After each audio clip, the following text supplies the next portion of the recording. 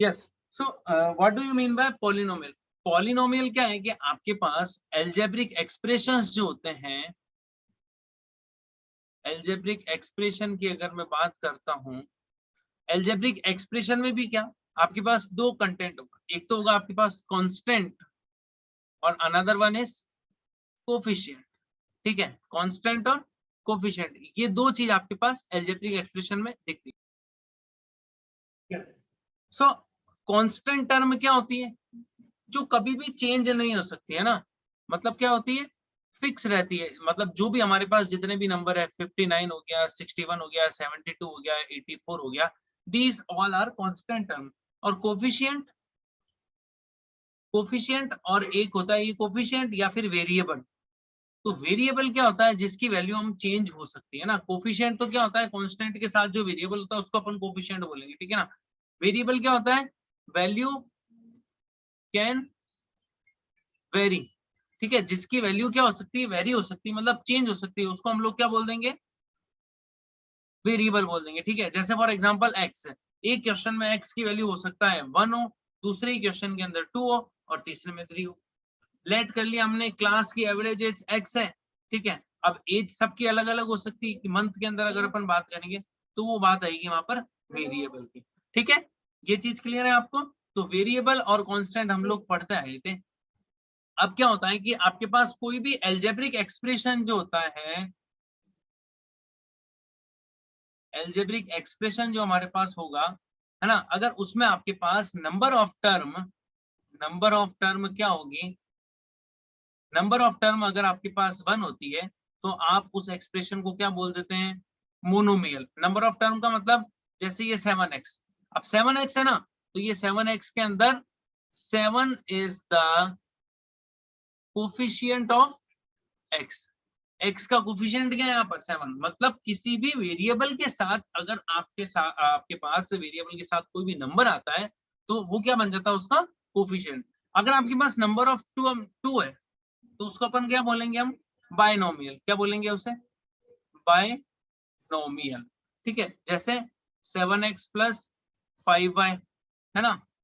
अब जैसे अगर आपके पास 8x प्लस 4x ये लिखा हुआ है तो ये बायनोमियल नहीं बनेगा, क्योंकि ये दोनों ऐड हो सकता है। तो 8 प्लस 4 क्या बनता है, 12x। तो ये वापस क्या बन जाएगा, मोनोमियल बन जाएगा। तो इसको क्या बोलेंगे हम, मोनोमियल बोलेंगे। ठीक है, अगर नंबर ऑफ टर्म हमारे पास क्या होती है, 3 होती है, नंबर ऑफ टर्म क्या होती है, 3 होती है, तो हम उसको बोल देते हैं ट्राइनोमियल। ठीक है, जैसे 7x plus 5y plus 4z, इसको हमने क्या बोल दिया, ट्राइनोमियल। मतलब नंबर ऑफ टर्म हमारे पास 3 हो गई। या तो वेरिएबल डिफरेंट डिफरेंट हो सकता है, ऐसा कुछ हो, x square minus 3x plus 3, ये भी देखो नंबर ऑफ टर्म हमारे पास यहाँ 3 है। ठीक है, तो इसको हमने क्या बोला, ट्राइनोमियल बोल दिया। ठीक है, एक आपके पास आएगा, अब देखो ये जो सारे ना बेटा, अब अलग अलग नेम ना देकर आप इन सबको क्या बोल सकते हो, पॉलिनोमियल बोल सकते हो। अगर आपको ध्यान है तो मैंने इसके लिए बहुत अच्छा एग्जांपल आपको लिया था, जिसके अंदर क्लास के स्टूडेंट के नेम के हिसाब से मैंने आपको लास्ट टाइम समझाया था, ठीक है ना। तो आप इन सबको क्या बोल सकते हैं, पॉलिनोमियल बोल सकते हैं। पॉली का मतलब बहुत सारे, है ना, पॉली का मतलब वेरी। तो जिस एल्जेब्रिक एक्सप्रेशन में दो या दो से ज्यादा टर्म होती है, मोर देन 2 टर्म्स होती है, उनको हम क्या बोल देते हैं, पॉलिनोमियल बोल देते हैं। ठीक है, तो यहाँ पर बात आ गई है। अब एक हमारे पास आता है कि अगर हमारे पास केवल और केवल टर्म क्या हो, कांस्टेंट हो, तो उसको क्या बोलेंगे हम, कांस्टेंट पॉलिनोमियल। क्या बोलेंगे, कांस्टेंट पॉलिनोमियल। जैसे -59, ये कांस्टेंट पॉलिनोमियल हो गया, और 87 और 9/14 और -7/12, ये सारे क्या हो गए, कांस्टेंट पॉलिनोमियल के पार्ट हो गए। अब देखो डिग्री ऑफ पॉलिनोमियल क्या होता है, डिग्री ऑफ पॉलिनोमियल ये नई चीज आई है अपने पास। इससे पहले तो हमने पॉलिनोमियल की टर्म्स के हिसाब से देखा था। डिग्री ऑफ पॉलिनोमियल होता है the maximum power, maximum power of variable in polynomial in expression.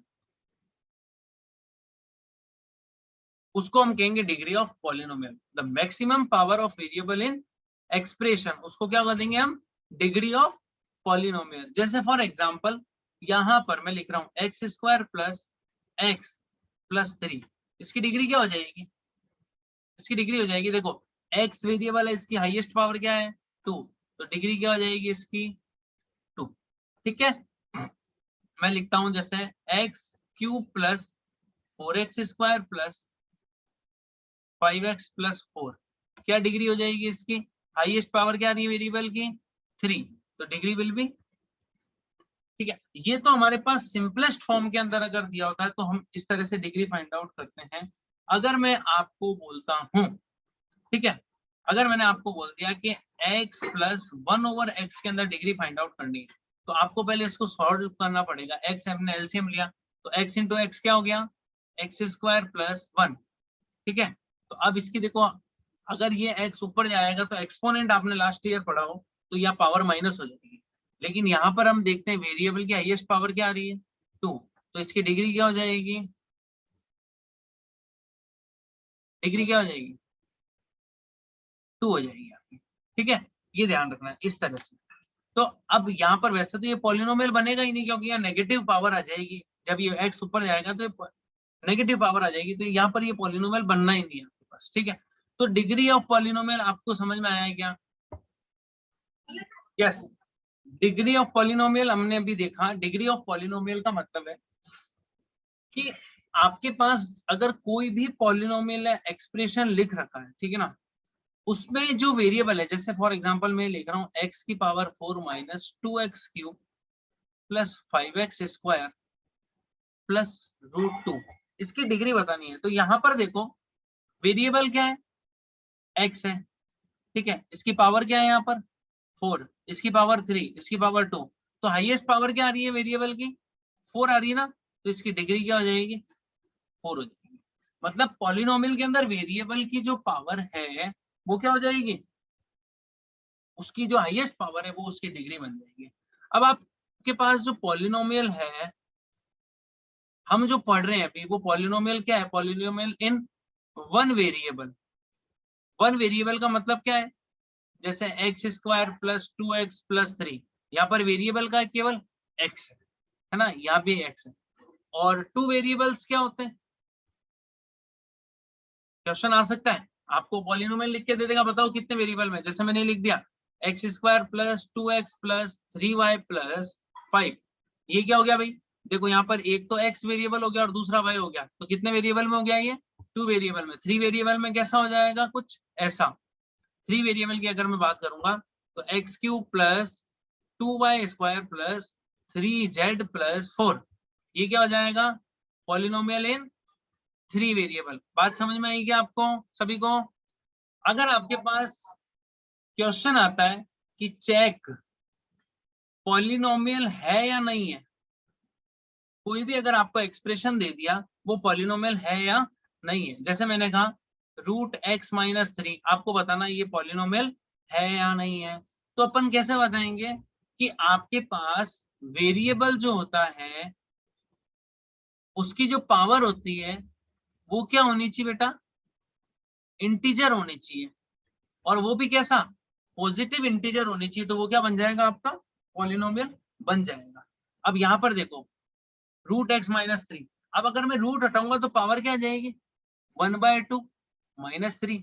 मैंने अभी अभी बताया है कि जो आपकी पावर है वो कैसे होनी चाहिए, पॉजिटिव इंटीजर होनी चाहिए। यहाँ पर तो ये क्या हो गया, रेशनल नंबर आ गया ना हमारे पास, फ्रैक्शन आ गया, मतलब ये एक पॉलिनोमियल नहीं होगा। ठीक है, बात समझ में आई क्या। चलो अगर मैं बात कर रहा हूँ इसकी x प्लस 1/x, ये पॉलिनोमियल है क्या, तो हमने x को क्या ले लिया, एलसीएम ले लिया, तो ये बन गया एक्स स्क्वायर प्लस 1। अब इस x को ऊपर ले जाना पड़ेगा भाई, एक ही साइड में तो रखेंगे, डिनोमिनेटर में रखो या न्यूमिनेटर में रखो, ये एक्स स्क्वायर प्लस 1, इसको मल्टीप्लाई करना पड़ेगा, तो ये x की पावर -1 हो जाएगा। तो क्या ये पॉलिनोमियल है क्या, नहीं है। बात आप सभी को समझ में आई। चलो एक बार इस क्वेश्चन को और देखते हैं। जैसे क्वेश्चन है हमारा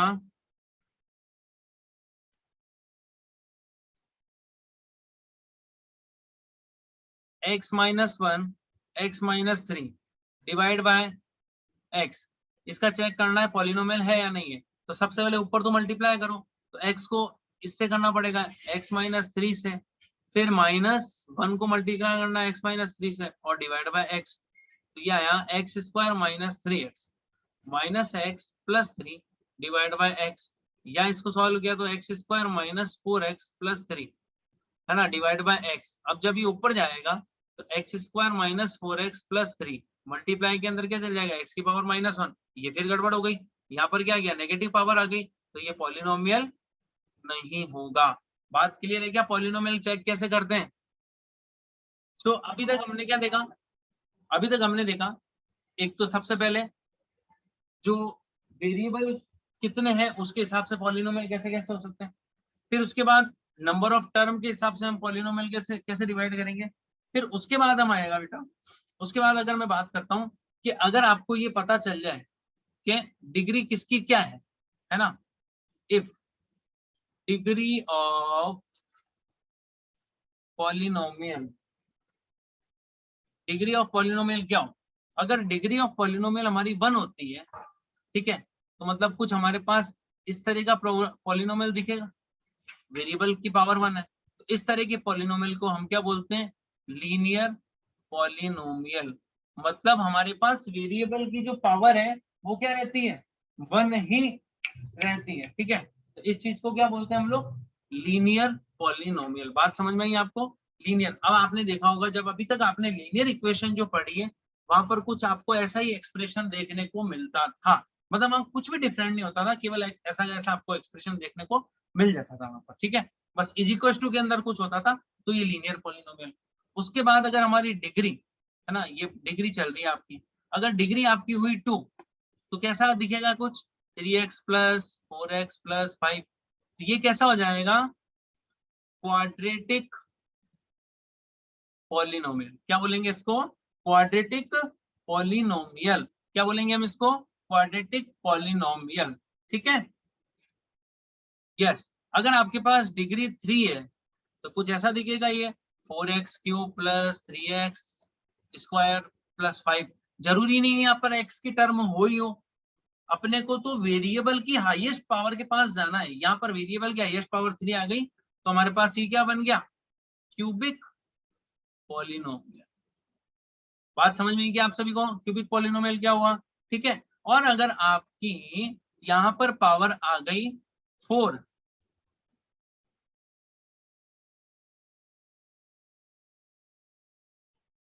तो इसको हम बोल देंगे by quadratic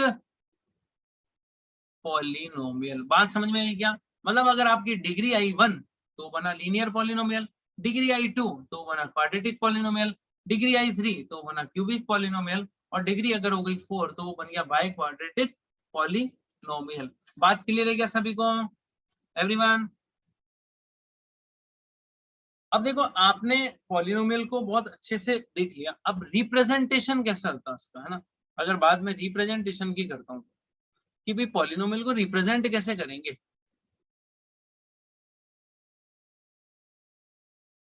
representation of polynomial, represent कैसे करेंगे पॉलिनोमियल को वो देखना।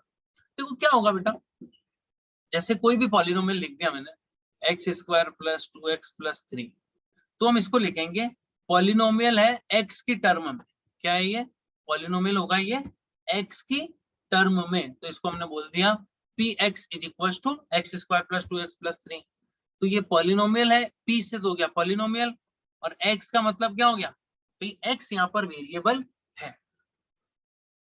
अब देखो आप पॉलिनोमियल को px से रिप्रेजेंट कर सकते हो, gx से कर सकते हो, hx से कर सकते हो, है ना, और fx से कर सकते हो, ये आपके ऊपर डिपेंड करता है। जैसे अगर मैंने यहाँ पे लिख दिया एक polynomial y cube plus 3y square plus 4, यहाँ पर अगर मैं रिप्रेजेंटेशन दूंगा तो P Y is equal to ऐसा दिखेगा आपको, ये पॉलिनोमियल है जहां पर हमारे पास क्या है, y एक वेरिएबल है, ठीक है।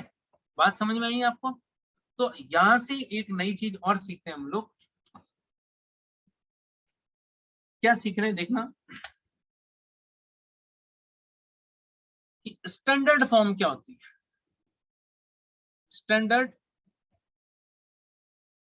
फॉर्म ऑफ पॉलिनोमियल, किसी भी पॉलिनोमियल की स्टैंडर्ड फॉर्म क्या होती है? कि जैसे अगर मैंने एक पॉलिनोमियल लिख दिया 2 + t + 3t cube minus T की पावर 4 सॉरी प्लस टी की पावर 4 माइनस टी स्क्वायर, ये मैंने एक पॉलिनोमियल लिख दिया, ठीक है। तो इसकी स्टैंडर्ड फॉर्म क्या होगी? अब देखो यहाँ पर polynomial in term of T हो जाएगा, ठीक है ना। तो इसकी स्टैंडर्ड फॉर्म क्या हो जाएगी? मतलब आप जो पावर्स इसकी जो दी हुई है वेरिएबल की, वो स्टेप बाय स्टेप रिड्यूस करते हुए चलने। कैसे? तो ये हो जाएगा polynomial in terms of T, सबसे ज्यादा पावर है टी की पावर 4 की, फिर क्या है टी की पावर 3, तो plus 3t to the power 3, फिर माइनस टी की पावर 2 प्लस टी और plus 2। This is the standard form of polynomial. बात समझ में आई कि आपको कि स्टैंडर्ड फॉर्म क्या है पॉलिनोमियल की? चलो ठीक है, किसी को प्रॉब्लम बेटा अभी तक? यस, क्या ले रहे हैं? Value of polynomial. Value of polynomial का मतलब क्या है? वैल्यू ऑफ पॉलिनोमियल का मतलब है, जैसे मैंने लिखा बेटा x² + 2x + 3, ये आपके पास px को पॉलिनोमियल दे रखा है। मैं कह रहा हूँ इस पॉलिनोमियल की आपको वैल्यू फाइंड आउट करनी है। अगर x = 5 है, मतलब आपको क्या करना है, x = 5 है तो इस पॉलिनोमियल में x की जगह 5 पुट करना है। कैसे? देखो x की जगह 5 रखा तो यहाँ भी p5 बन जाएगा, 5 का स्क्वायर प्लस 2 × 5 + 3, ठीक है, बन गया 25 + 10 + 3, 35 + 3 38, तो p5 = ये आ गया 38। इस चीज का मतलब पता है क्या हो गया कि आपके पास कोई px पॉलिनोमियल था, उसमें आपने x की जगह 5 रखा तो आपके पास अल्टीमेटली सॉल्व के 38 आया है, ठीक है। देखो अब देखना, अब मैं कह रहा हूं जैसे क्वेश्चन आपको दे दिया py =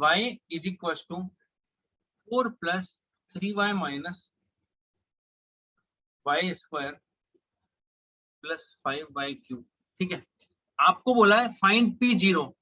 इस p0 का मतलब क्या होगा? इस p0 का मतलब ये है कि आपको यहाँ y की जगह क्या रख देना है? 0 पुट करना है। तो p0 वैल्यू क्या आ जाएगी पॉलिनोमियल के लिए? 4 + 3 × 0 माइनस 0 का स्क्वायर प्लस 5 × 0 का क्यूब, तो ये आएगी 4 + 0 माइनस 0 प्लस 0, आंसर क्या आ गया? 4, तो ये आ गई, है ना। अगर मैं आपको कह रहा हूं कि इस पॉलिनोमियल के लिए आपको p -1 निकालना है, तो कैसे निकालेंगे? आपको y की जगह क्या रख देना है? -1, तो यह आ जाएगा 4 + 3 × -1 माइनस -1 का स्क्वायर प्लस 5 × -1 का क्यूब, 4 - 3 -1 का स्क्वायर 1 -1 और -1 का क्यूब -1, तो -1 × 5 -1, ये हो गया 5 + 1 6 + 3 9 9 - 4 माइनस का 5, तो p जब मैंने y की जगह -1 पुट किया तो आपके पास -5 आया। ये है वैल्यू ऑफ पॉलिनोमियल, ठीक है। क्लियर है क्या यहाँ तक सभी को? सो एक्सरसाइज 2b का RS में, है ना, इस पे डिपेंडेंट जो क्वेश्चन है एक्सरसाइज 2b का क्वेश्चन नंबर 1 2 3 4, ठीक है। और एनसीईआरटी के अंदर इस कंसेप्ट पे डिपेंडेंट जो क्वेश्चन है एक्सरसाइज 2.2 का क्वेश्चन नंबर 1 है 2, एक्सरसाइज 2.2 का क्वेश्चन 1 एंड क्वेश्चन नंबर 2, यहाँ तक आपको कंप्लीट करके रखना है। नेक्स्ट जो भी अपन क्लास होगी उसमें हम इसके डाउट से रिलेटेड बात करेंगे, ठीक है।